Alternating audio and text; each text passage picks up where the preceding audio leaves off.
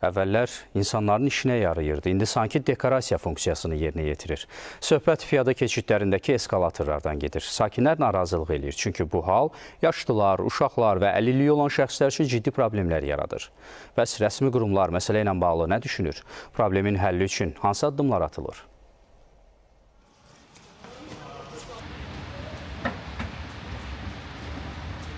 Parlament prospektidir bura.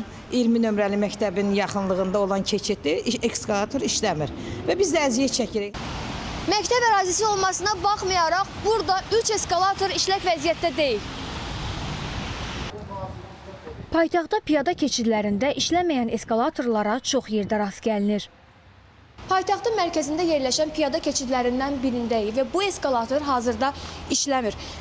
Pillələrlə qalxmaq hamı üçün asan deyil. Ona görə də piyadalar avtomobillərin intensiv hərəkət etdiyi yoldan keçməyə məcbur qalırlar. Bu isə insanları təhlükə ilə üz-üzə qoyur.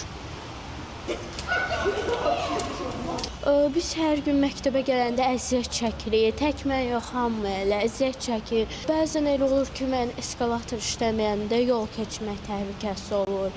Maşın vurmaq təhlükəsi. Eskalatorların işləməməsi uşaqlar, yaşlılar, əlilliyi olan şəxslər üçün daha çox çətinlik yaradır. Əziyyət çəkirik də, yaşlı insanlar, yoldan keçmək təhlükəlidir məktəbin qabağından. Sürət var da orada məktəbin qabağında, maşınlar çox işləyirlər. 4 ilə yaxında mən görməmişəm onun işlədiyini. Bura isə Rəşid Behbudov küçəsidir. Eyni vəziyyət buradakı piyada keçidlərində də hökm sürür. Bu cür keçidlərin hər birində demək olar ki, 100%-dən 70-də bu cür problemlərlə rastlaşırıq. Təbii ki, gənc əhalinin, gənc insanlarda bu cür problemlər yaşanmaz, amma təbii ki, qadınlar, qocalar, digər əlillik problemi olan insanlar üçün çox çətindir bu keçidlər. Ekspertlər problemin yaranma səbəblərini eskalatorların sıradan çıxdığı təqdirdə düzgün təmir olunmaması və ehtiyat hissələrinin keyfiyyətsizliyi ilə əlaqələndirirlər. Vəziyyətdən çıxış yolunu isə işıqforla tənzimlənən, təhlükəsiz və eyni səviyyəli piyada keçidlərinin çoxaldılmasında görürlər. Müasir şəhərlərdə, o insan yönümlü şəhərlərdə yanaşmalar dəyişirlər. Bir, adi küçələrdə, adi prospektlərdə, şəhər içi küçə prospektlərdə ümumiyyətlə yeraltı, yerüstü piyada keçidləri inşa eləmirlər. Çünki özünü doğrultmur. Bax, təsəvvür edin, əhalinin 1/4, hətta bəzən 1/3 oradan istifadə eləyə bilməyəcəksə, kimin nəyinə lazımdır? Heç lazım deyil.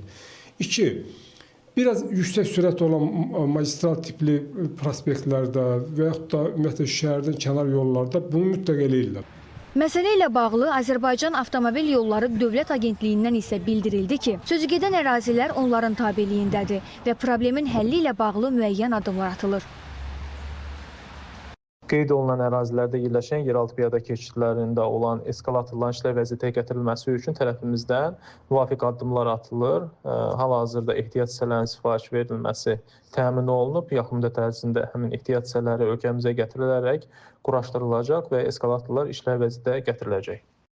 Paytaxtın Füzuli küçəsində piyada keçidində eskalatorun işləməməsi ilə bağlı isə Azərbaycan Yerüstü Nəqliyyat Agentliyi ilə əlaqə saxladıq. Qurumdan bildirildi ki, stop düyməsinə səhvən toxunulduğu üçün eskalator müvəqqəti olaraq dayanıb. Amma artıq problem aradan qaldırılıb. Şamilə Şamil qızı, Fariz Şıxəlzadə, ASTV xəbər.